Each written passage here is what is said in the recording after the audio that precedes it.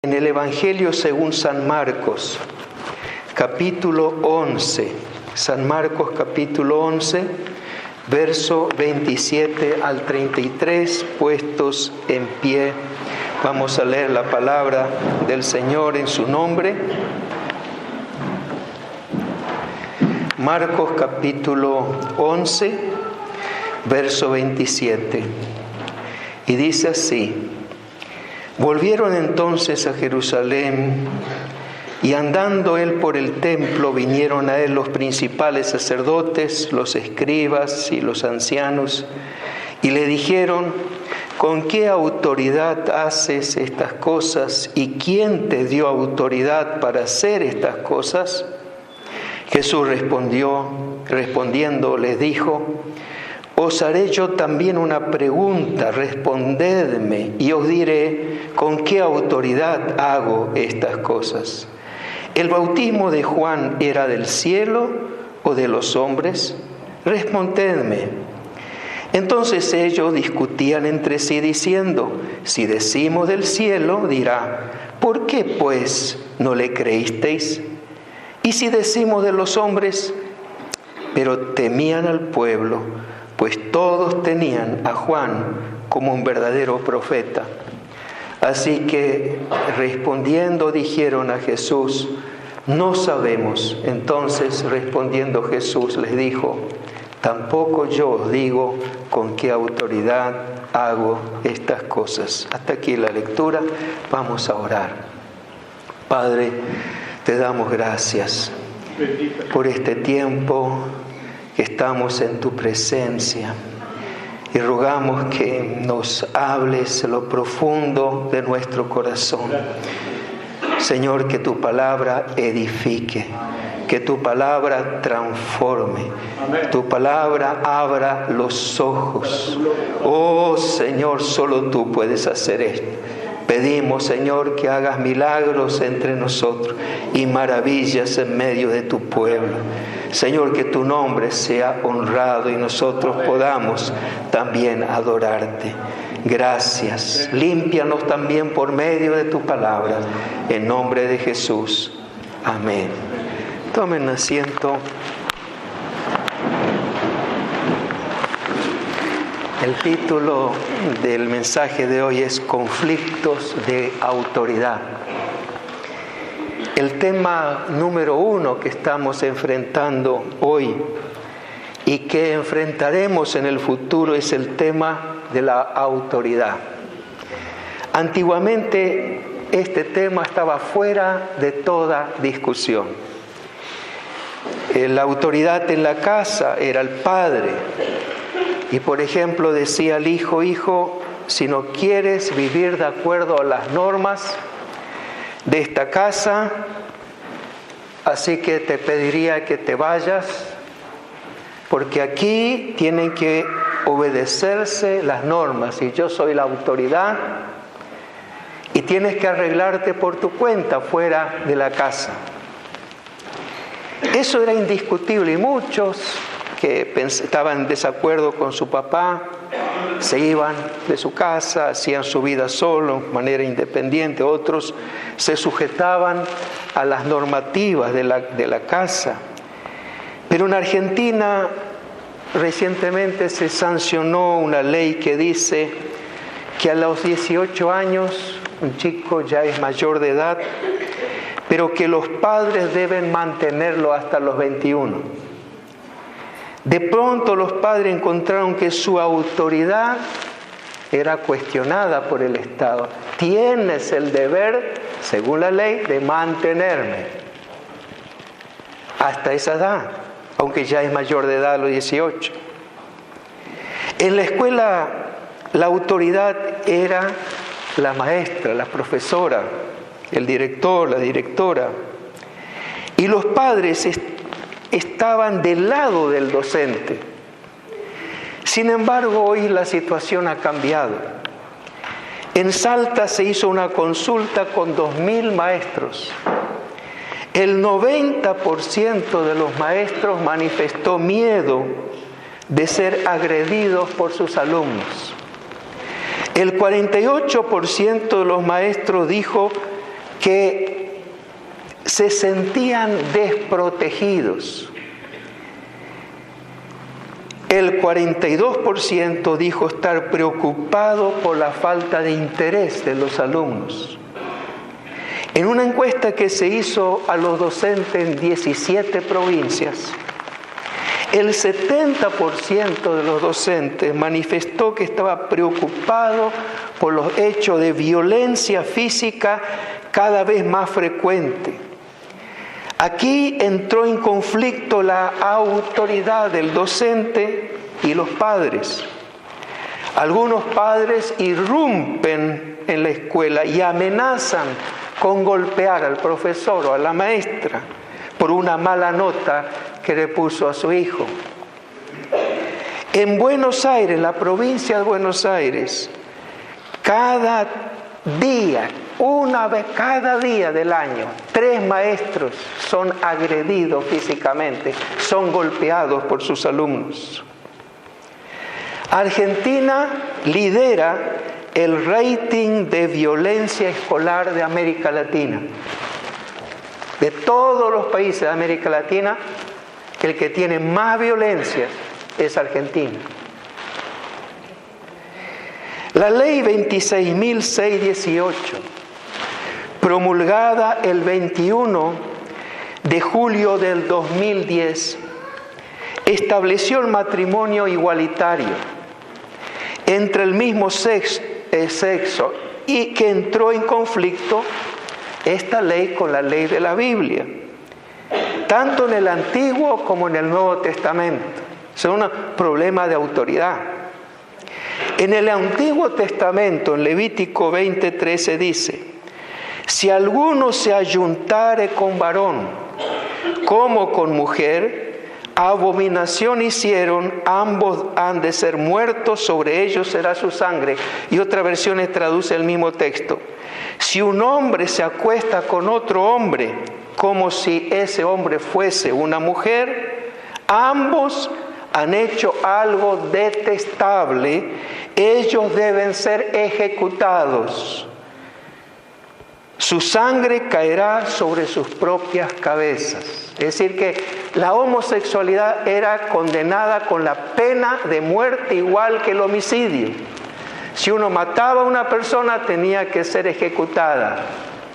Si uno cometía homosexualidad, era también ejecutado por la misma falta. Y uno pensaría que, como en el Nuevo Testamento vino el amor a través de Dios y de Jesucristo, esta ley ya no corre más. Pero sin embargo, el apóstol Pablo llama a la homosexualidad injusticia. A veces hablamos de la injusticia y nunca imaginamos que la homosexualidad es una injusticia. Dice en 1 Corintios 6, 9 y 10: ¿no sabéis que los injustos no heredarán el reino de Dios? No se equivoquen, no erréis, ni los fornicarios, ni los idólatras, ni los adúlteros, ni los afeminados, ni los homosexuales o los que se acuestan con varones, etcétera, heredarán el reino de Dios. Dios lo excluye de la vida eterna. Dios lo excluye de la salvación. Así que una vez me preguntaron, ¿qué haría si una pareja de homosexuales me pide que yo celebre una ceremonia de casamiento aquí en la iglesia? Imagínense. Una buena pregunta. ¿Qué haría? Pero, ¿y qué haría si yo me niego y viene una demanda judicial porque he hecho discriminación? Y la discriminación está penada por la ley.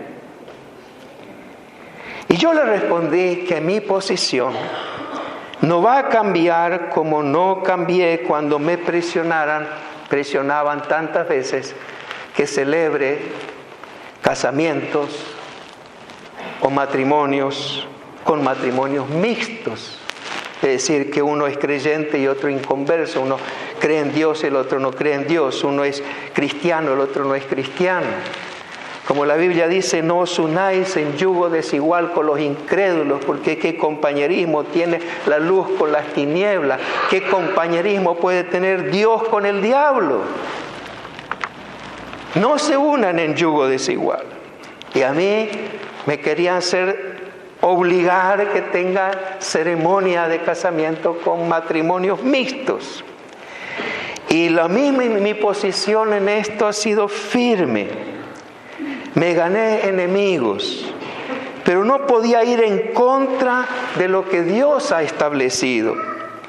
En cuanto a esto, más pena nos debe dar la suerte que correrán los que promulgaron esta ley. A mí me da más pena que aquellos que cometen ese pecado, aquellos que la firmaron, porque ¿qué dice en Isaías 10:1? Ay de los que dictan leyes injustas y prescriben tiranía. ¿Qué haréis en el día del castigo?, pregunta Dios.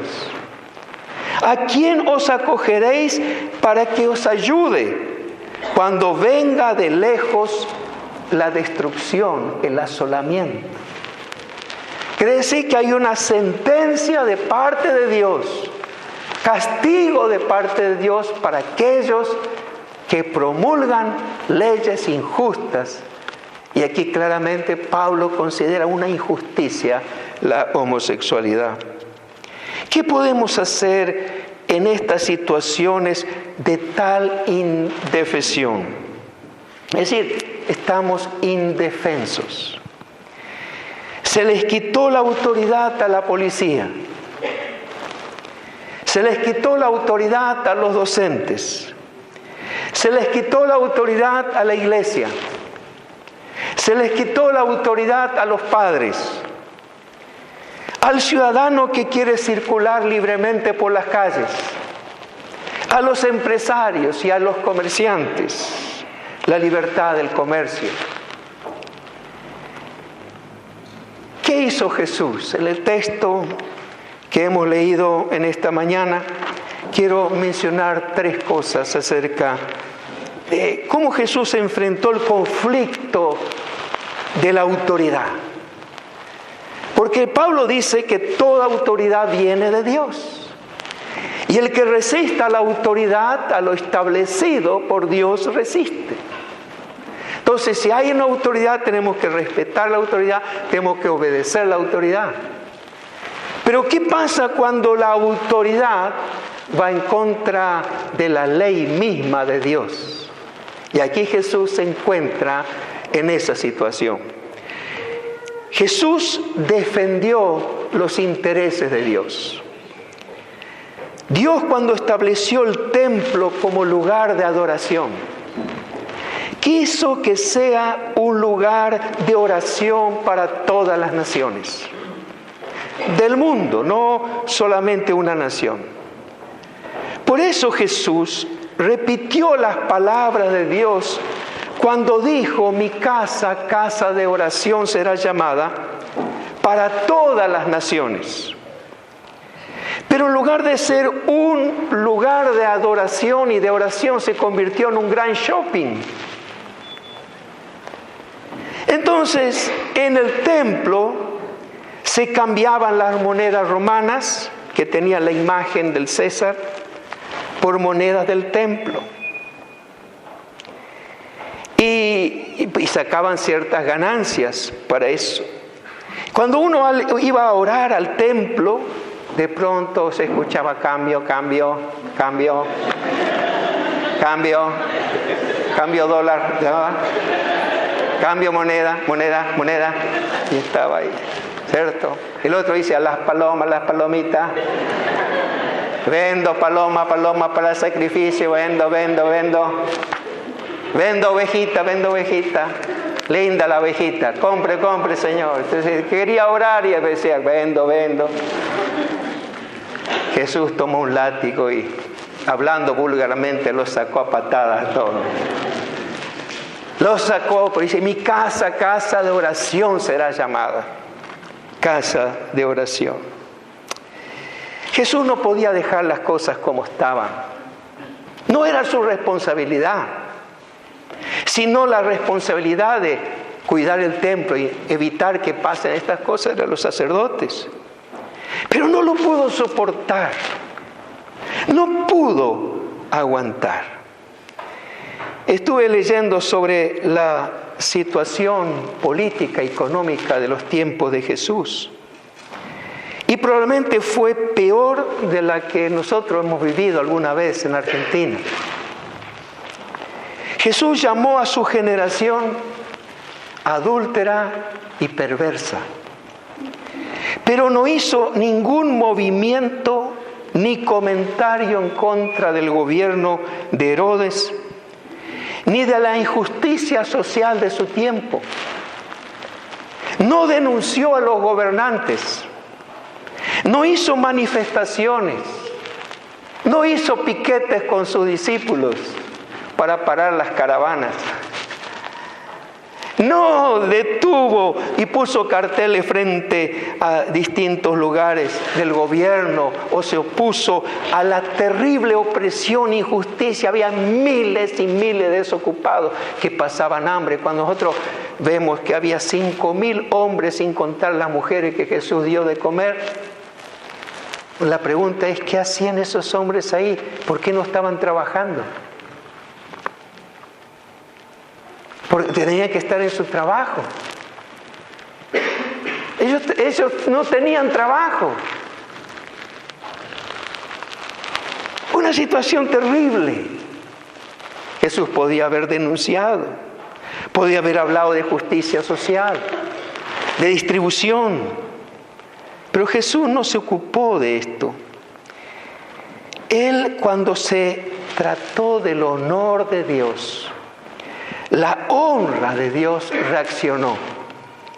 Podía soportar todo, pero no podía soportar que los intereses de Dios sean afectados. Los intereses de Dios tienen que ver con la iglesia, tienen que ver con la enseñanza, con su doctrina, sus prácticas y todo lo que incumbe también a todos los que se llaman cristianos. Nuestro mayor objetivo no es tener una buena reunión, ni tener mucha gente, o grandes programas, o ser elogiados por la gente por las cosas que hacemos, sino traer honra y gloria a nuestro Dios. Es decir, cuando honramos a Dios es cuando nosotros le obedecemos a Él. Dios es exaltado. Cuando la palabra es más importante que lo que sentimos o entendemos, estamos dando gloria a Dios. Puede decir, Señor, yo posiblemente no lo sienta. Posiblemente uno puede decir, Señor, yo no lo estoy sintiendo, pero quiero obedecerte. Va más allá de mi sentimiento. Yo obedezco tu palabra. Pero en esta época posmoderna, a veces pensamos que lo que siento es más importante que la verdad misma. Entonces, cuando lo que sentimos es más importante que la verdad de la palabra de Dios, Dios no es honrado.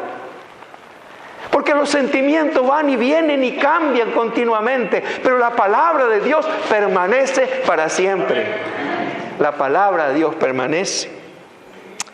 Por eso ahora no es tan fácil buscar la honra de Dios. Porque a veces esa búsqueda de la honra de Dios confronta con la autoridad establecida. ¿Qué hizo Jesús cuando Él fue confrontado? Porque Él hizo eso. Él vio que el nombre de Dios y la casa de Dios era pisoteada. Se convirtió en una feria persa que vende de todo, un comercio. Y dijo, no, esto hasta aquí llegamos. Pero eso le trajo problemas porque no era su responsabilidad. Jesús no confrontó a la autoridad. Cuando vinieron a Él los principales sacerdotes, los escribas y los ancianos, representando la máxima autoridad del templo, Le increparon a Jesús diciendo: ¿con qué autoridad haces estas cosas?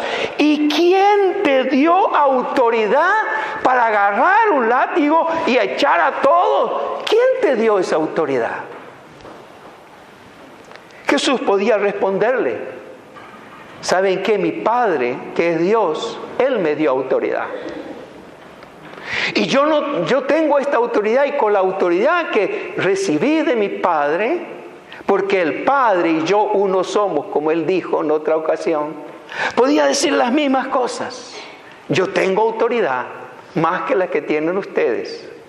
Yo soy el Hijo de Dios, y así que yo hago lo que el Padre me indica que haga. Y si yo tengo que sacarlo, yo lo tengo que sacar. Y Jesús no respondió eso.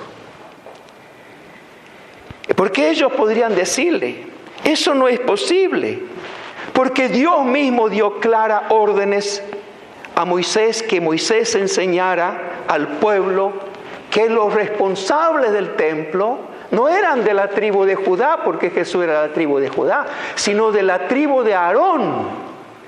Y ningún israelita, aparte de la tribu de Aarón, que era la casta sacerdotal, tenía derechos en el templo.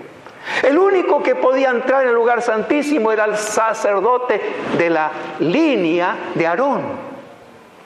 Por lo tanto, Jesús no pertenecía al círculo sacerdotal. Él no era sacerdote ni hijo de sacerdote. No tenía autoridad. Estaban los escribas que conocían de memoria la Torá, los libros de Moisés. Y podían citarle todos los mandamientos que indicaban que los únicos responsables eran los sacerdotes. Venían los escribas y venían los ancianos que representaban la autoridad civil, que ellos juzgaban al pueblo. Se ponían a la puerta de la ciudad para hacer el tribunal. Y vinieron los tres grupos: los sacerdotes principales, los más importantes, los que tenían plena autoridad, los escribas, que eran doctores de la ley, que podían abrir los libros y decirle: miren, acá está escrito. Y la ley tradicional, que era la ley, digamos, legal, a cargo de los ancianos, vinieron a reclamar y decir: ¿con qué autoridad? Era la máxima autoridad que se enfrentaba con la autoridad de Jesús y le decía: Jesús, ¿con qué autoridad? Nosotros somos la autoridad. ¿Quién eres para hacer lo que hiciste? Jesús aducía que tenía autoridad, pero sería descalificado inmediatamente si él decía: Dios me dio autoridad. No podía decir eso, aunque era verdad.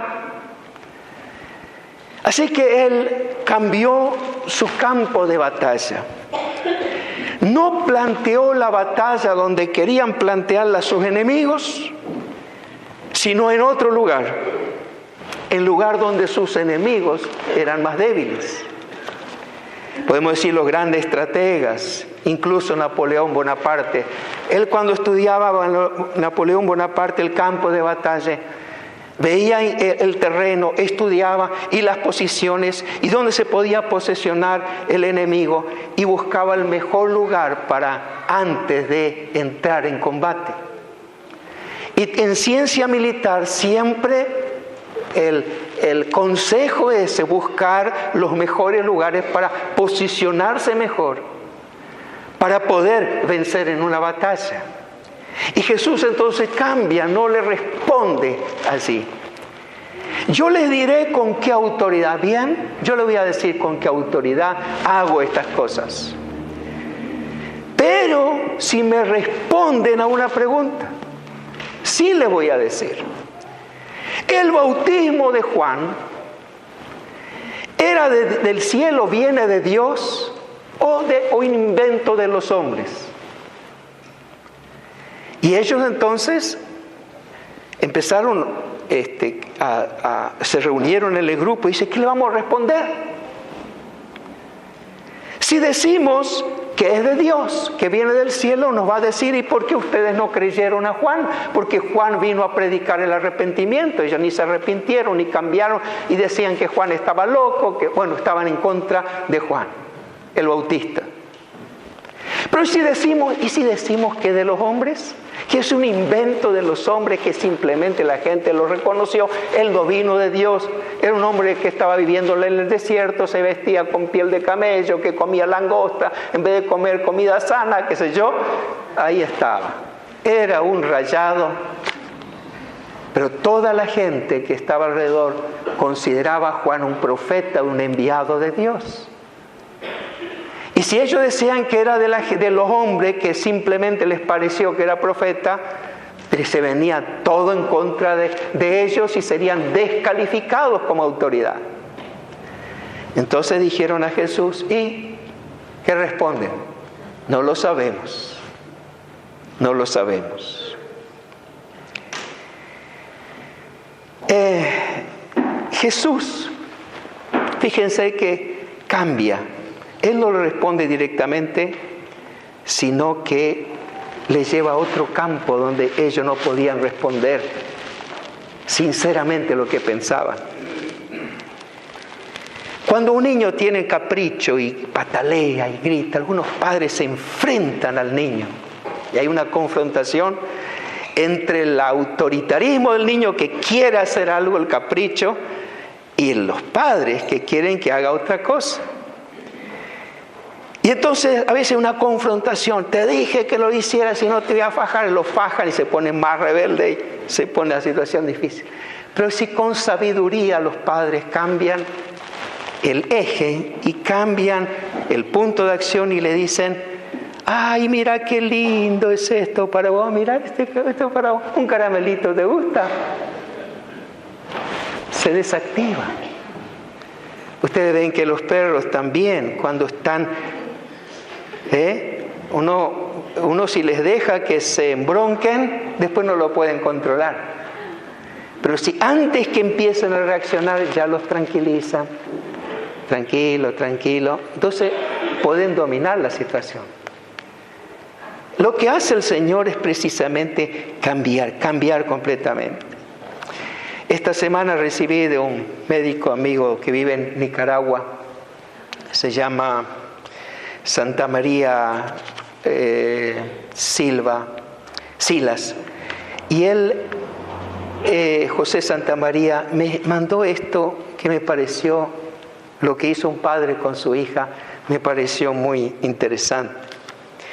Dice así el relato: una universitaria cursaba el último año de estudios, como suele ser frecuente en el medio universitario.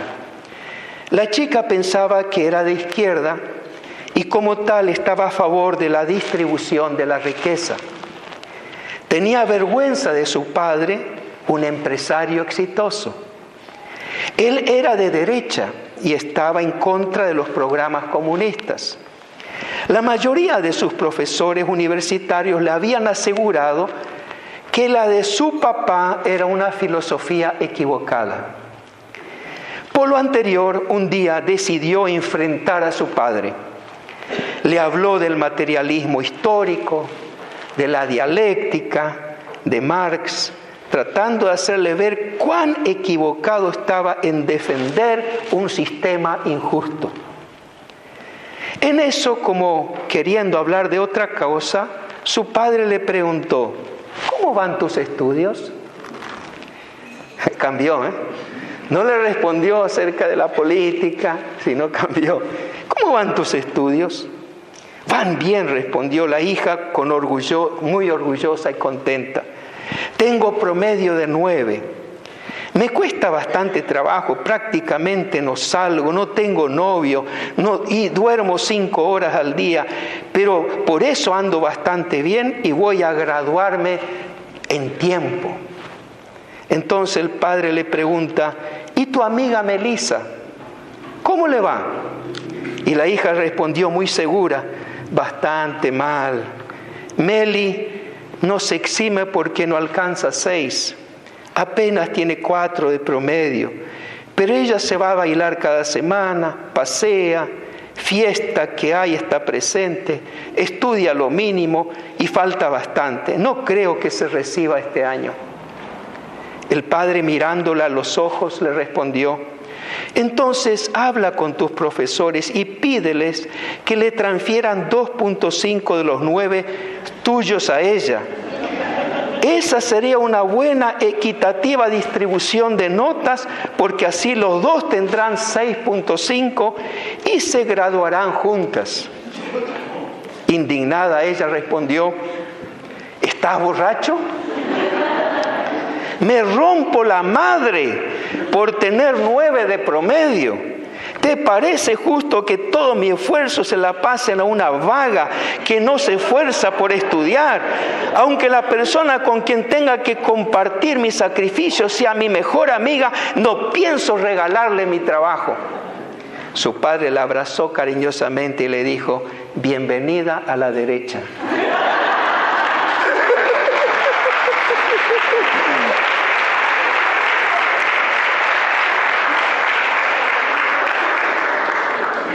Claro, después hace un comentario, él dice: moraleja, ya saben ustedes la moraleja, pero dice: todos somos rápidos para repartir lo que es ajeno. Este mensaje es muy cortito, tremendamente claro y se aplica al 100% a nuestra realidad social. Está hablando no de Argentina, sino de Nicaragua, así que nadie se preocupe. El pensamiento de A. Rogers, quien sostiene que todo lo que una persona recibe sin haber trabajado para obtenerlo, otra persona deberá haber trabajado para ello, pero sin recibirlo. El gobierno no puede entregar nada a alguien si antes no se le ha quitado a alguna otra persona. Cuando la mitad de las personas llegan a la conclusión de que ellas no tienen que trabajar porque la otra mitad está obligada a hacerle cargo de ellas, y cuando esta otra mitad se convence de que no vale la pena trabajar porque alguien les quitará lo que han logrado con su esfuerzo, eso, mi querido amigo, es el fin de cualquier nación. No se puede multiplicar la riqueza dividiéndola. Interesante la reflexión. Pero ya dije, no es de acá, así que vamos al otro punto. Jesús no respondió a sus preguntas. Entonces, respondiendo, Jesús le dijo: tampoco yo os digo con qué autoridad hago estas cosas. Pienso que suponemos que debemos responder a todas las preguntas que nos hacen, y que si no respondemos estamos dando la impresión que somos ignorantes o que no sabemos la respuesta. Tener conocimiento y saber la respuesta no es un indicativo que debemos abrir nuestra boca. A veces no importa cuánta razón tengamos, ni cuán cierta es nuestra respuesta, o lo bien fundamentada que pueda estar la aseveración que nosotros proponemos. Si lo que preguntan en realidad no quieren saber, lo que tenemos que decirles, sino contrariarnos, avergonzarnos y destruirnos ante la opinión pública, tampoco deberíamos responder a sus preguntas.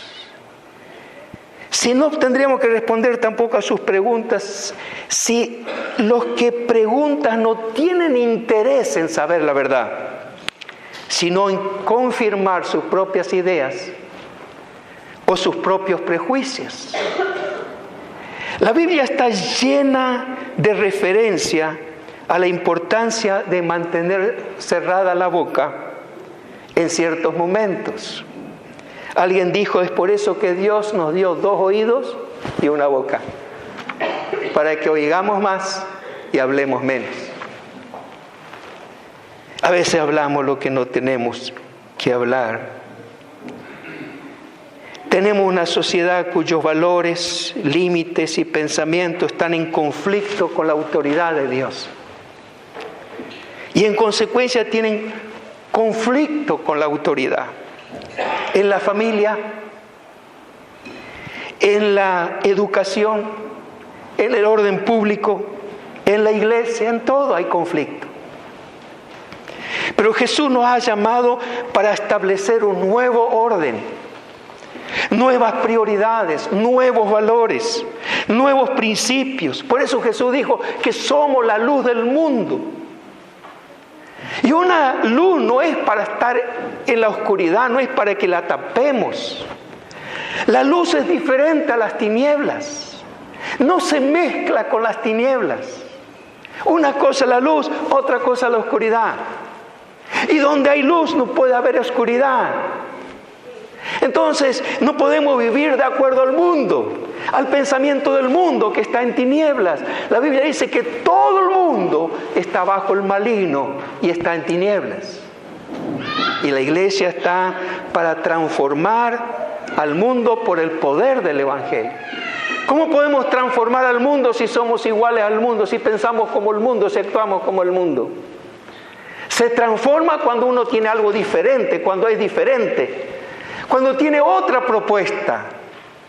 Y esta es la propuesta de Dios, la propuesta que viene a través de Jesucristo, su gran amor a la humanidad, que vino a sacarlo de las tinieblas, vino a sanar al que estaba enfermo, vino a restaurar al homosexual, no para que el homosexual siga siendo homosexual, sino que sea transformado por el poder de Jesucristo y se ha hecho una nueva persona y ande en la luz del Señor. Amén. Realmente Jesucristo transforma, Jesucristo vivifica, Él ama a todas las personas.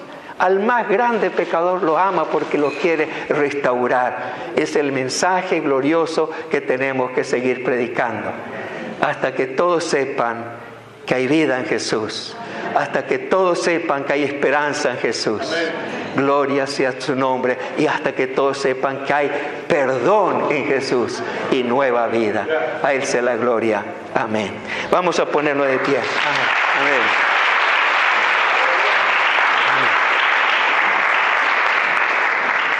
Oh Padre, te damos gracias por Jesucristo. Te damos gracias, Señor, por estos valores que nos has dado. Te damos gracias porque nos has llamado hijos de luz. Te damos gracias por el mensaje hermoso que estamos predicando. Te damos gracias porque hay esperanza para el pecador. Hay esperanza para el que está enfermo. Hay esperanza para el que está destruido. Gracias, Señor. Y en esta mañana vamos a celebrar juntos esta victoria de Cristo. Mediante la celebración, participando del pan y del vino. Santifica nuestros corazones, límpianos y bendícenos, que esto sea una verdadera fiesta, para gloria tuya, en nombre de Jesús. Amén.